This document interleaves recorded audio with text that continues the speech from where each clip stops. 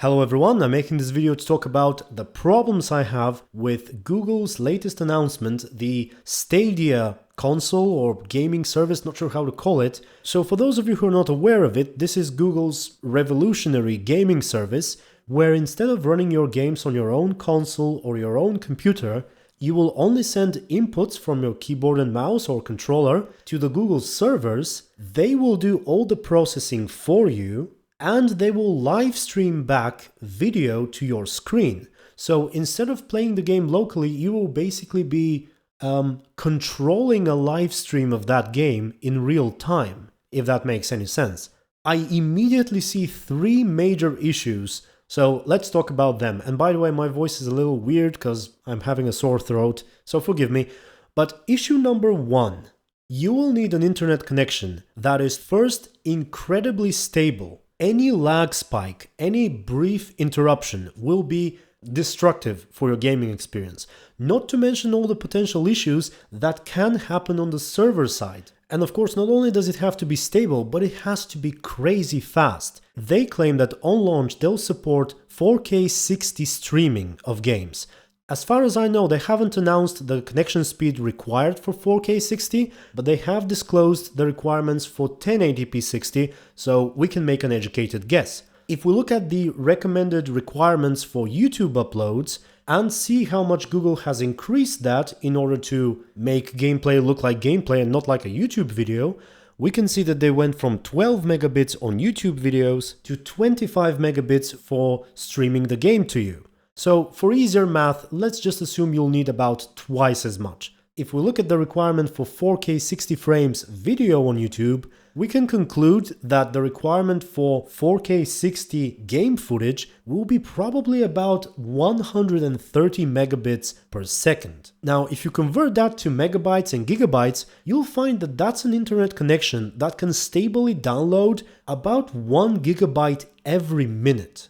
Now the question really becomes, if you have that great of an internet connection, why bother streaming the game at all? I mean, you can just go have lunch, and by the time you come back, the game will have downloaded, and you can just start playing it locally without any of the hassles that streaming it from Google servers introduces. Not to mention that if you can afford such an internet on a monthly basis, I'm pretty sure you can afford good enough hardware to store and run the games for you locally. So that was problem number one. Let's go to number two, which is the lag. Now, not only will that introduce lag to games that normally don't have it, like single-player games, but it's also a worse type of lag. So it will take the normal delay we have in MMOs and server-based games, and it will turn it into input lag. So normally, let's take World of Warcraft as an example. Let's say fire appears beneath you and you have to move out of it. So you move out of it, and on your screen it happens for all intents and purposes instantly. However, if you have 100 milliseconds or 1/10 of a second delay, even though you're out of the fire on your screen, it will still damage you for another 1/10 of a second. Now, if you play a similar game on Google services, what's going to happen is you press the button to walk out of the fire, but then you'll have to wait 1/10 of a second before your character actually reacts on your screen. Because not only is the server response being delayed, but the actual input from your mouse and keyboard and controller is also being delayed and is also tied to that server lag. So this will be game breaking to any kind of fast response multiplayer games out there. I mean, imagine playing a shooter and every time you move your mouse, your crosshair moves 1/10 of a second later. I mean, that would be horrible. So I can see a ton of players getting frustrated over that.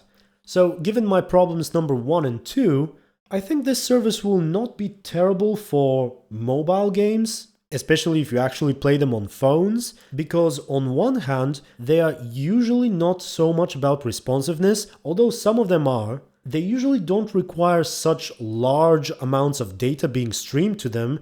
You know, even 720p will probably look good on your phone, and probably most importantly, you can really benefit out of the fact that you don't have to store the games there. You know, having 1 terabyte of storage on your phone is nowhere near as easy as having 1 terabyte on your console or PC. So I can totally see how this service can work for mobile gaming on portable devices. But to replace consoles or PCs, I don't think so. And finally, call me paranoid, but I'm getting concerned about our privacy here. I'm not sure how I feel about the fact that every single thing we say and do in video games should now be recorded somewhere else and then live streamed back to us. I suppose this way they'll mostly try to target even more ads our way, based on our gaming experience and preferences, but still, I think I prefer to have a more tangible sense of ownership over my hardware and software. So, tell me what you think about all this. Are you ready to throw away your PCs and consoles and instead start renting virtual ones from Google and control them through the internet? And I realize I haven't even mentioned the potential implications on things like modding in games, but I'll leave that to the more experienced people in the field. Right, that was it, I think. Looking forward to your comments down below, and I'm going back to healing my throat, hopefully, and finishing my things you may have missed about Triss video. Until then, stay tuned and be good. Oh, and as I finished recording this, I actually found an article where apparently the boss of Google Stadia in an interview said that while 1080p 60 FPS will need 25 megabits per second, 4K will only require 5 more, meaning 30 megabits per second. That is nonsense, okay? And it massively contradicts YouTube's own bitrate standards.